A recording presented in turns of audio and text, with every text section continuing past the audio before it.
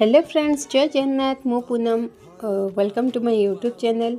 आज lunch recipe मु start करथिली मो झीर खाइबारु तापाई बनैथिली खेचुड़ी, जो थे कि टिके डाली आउ टिके चावल आउ सब प्रकार वेजिटेबल थिला।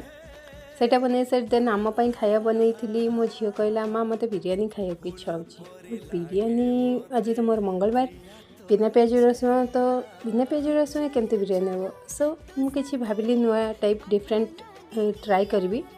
तो 2 चम्मच तेल नहीं जाइली, तादे किछि गरम मसला ऐड करथिली।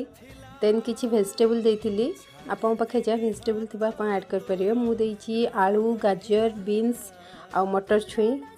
बस ताकू पके कसी थिली। टिके भाजिला परे हल्दी गुंड, लंका गुंड, जीरा गुंड, धनिया गुंड, देन गोटे टमाटो देइथिली। मते टिके बिना प्याज रसुण रेसिपी रे टमाटो भल लगे, तो किछि सोयाबीन बॉयल करके रखी ताकू देइथिली। एमती टिके कसी देबे। कसिला परे लास्ट को मु देइथिली करी पाउडर, जोटा कि विदाउट ओनियन गार्लिक रथिला। सेटा देकी आउ टिके कसी नेली। तापरे किछि चावल धोईकी रखिथिली। मु 2 कप चावल नेछि मो झियो पई, मो पई।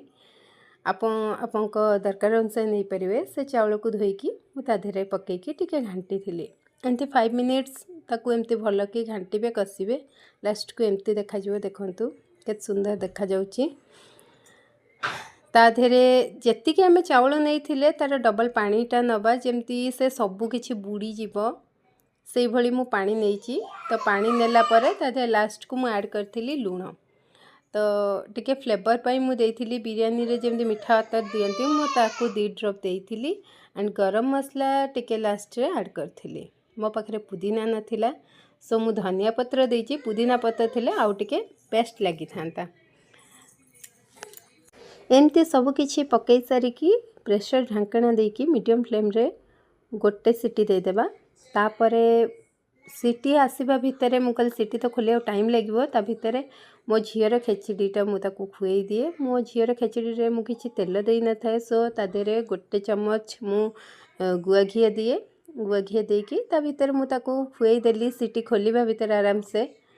एंड ता खाइबा सरी गला। ता भितर मु हमर सीटी भी खोली गला। आ मोर मो झियर खाइबा पड़थिलु।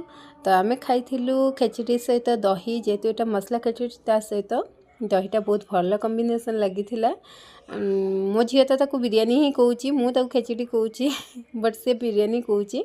मु जाने एटा बिरयानी की खेचड़ी की पुलाव, बट खाया को बहुत भल लगी, टेस्टी लगी। आपण मैंने भी थरे एमती निश्चिंत ट्राए करंतु एंड मते कमेंट करंतु केमती लागिला बिना प्याज रसुण रा।